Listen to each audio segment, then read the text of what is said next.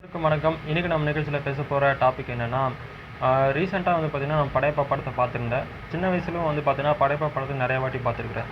அந்த படையப்பா படத்தில் வந்து பார்த்திங்கன்னா 2 பேர் வந்து நமக்கு ரொம்ப பிடிச்சமான ஒரு கேரக்டராக இருக்கும். முக்கியமாக வந்து பார்த்திங்கன்னா நம்மளுடைய ரஜினி சார் அவர்கள், அடுத்து வந்து பார்த்திங்கன்னா நீலாம்பரி அவர்கள். நீலாம்பரி கேரக்டருக்கு வந்து பார்த்திங்கன்னா நம்ம கே.எஸ். ரவிக்குமார் சார் அவர்கள், இதுக்கு முன்னாடி வந்து ரம்யா கிருஷ்ணன் அவர்களுக்கு முன்னாடி வந்து நம்ம நக்மா அவர்களை வந்து சூஸ் பண்ணியிருந்தாங்க. அடுத்தது வந்து பார்த்திங்கன்னா மீனா அவர்கள் சூஸ் பண்ணியிருந்தாங்க. ஸோ இந்த படம் வந்து ஸ்டார்ட் பண்ணுறதுக்கு முன்னாடி, அந்த படையப்பா படம் ஸ்டார்ட் பண்ணுறதுக்கு முன்னாடியே வந்து பார்த்தீங்கன்னா தெலுங்கில் வந்து பார்த்தீங்கன்னா நட்புக்காக படத்தை வந்து ரீமேக் பண்ணுறதா இருந்துச்சு. ஸோ அந்த படத்தில் வந்து பார்த்தீங்கன்னா நம்மளுடைய சிரஞ்சீவி அவர்கள் நடிக்கிறதா இருந்தாங்க.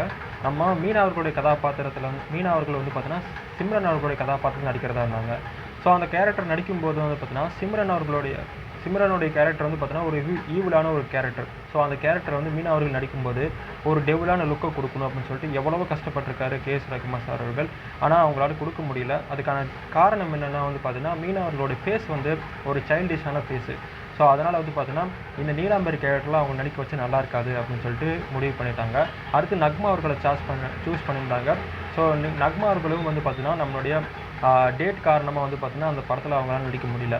அடுத்து வந்து பார்த்தீங்கன்னா இந்த படத்தில் யார் நடிக்கலாம் அப்படின்னு சொல்லிட்டு தேடிட்டு இருக்கும்போது வந்து பார்த்தீங்கன்னா நம்ம ரம்யா கிருஷ்ணன் அவர்கள் வந்து தென்பட்டிருக்காங்க.